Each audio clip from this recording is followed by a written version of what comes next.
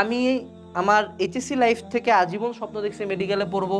আমার বাপ মা ভাই বোন আমার বিগত দুই বংশের ইচ্ছা ছিল কেউ একজন মেডিকেলে পড়বে, এবং আমি প্রথমবার দুই বংশ মিলে মেডিকেলে চান্স পাওয়ার পরে মেডিকেলে পড়লাম না, পড়লাম বুয়েটে পড়ার পরে ভাবছিলাম রিসার্চার হব, ওখান থেকে এখন করতেছি হলো আলটিমেটলি বিজনেস। সো আমি তোমাদেরকে শুরুতে একটা সাহস দিতে চাই যারা চান্স পাও নাই, জিনিসটা এখন শুনে আসলে খারাপ লাগবে, কিন্তু বাস্তবতা হইল যে তোমার লাইফের প্ল্যানটা আজকে থেকে কয়েক হাজার বছর আগে উপরে লেখা আছে, উনি একটা প্ল্যান করছে। সো হইতে পারতো, এমনও হইতে পারতো যে তুমি মেডিকেলে চান্স পাওয়ার পরেও লাইফে কিছু করলা না। যেমন এরকম বেশ কিছু ইনস্টেন্সেস ঘটনা হয়তো বা টিভিতে দেখছো যে internee doctor, establish doctor suicide করে ফেলছে।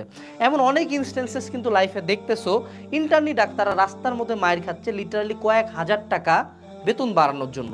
উনিও তো ডাক্তার, উনিও তো মেডিকেলে চান্স পেয়েছে পড়ছে। সো মনে রাখবা প্রথমত যে কার প্ল্যান সবচেয়ে বেস্ট, আল্লাহর প্ল্যান, ঠিক আছে?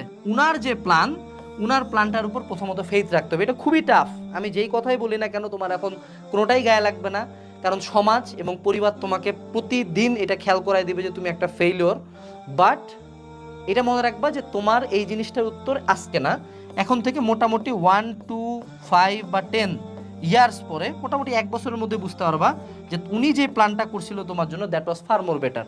সো আমি যদি আজকে মেডিকেলে পড়তাম আমি হয়তো বা এই লাইনে আসতামই না, এই লাইনে আসার ফলে আমি যত কিছু লাইফে পাইছি সেগুলো পাইতাম না। সো আমি তোমাদেরকে বলবো একটু শক্ত থাকো। হ্যাঁ, এই সময় শক্ত থাকা খুব কঠিন।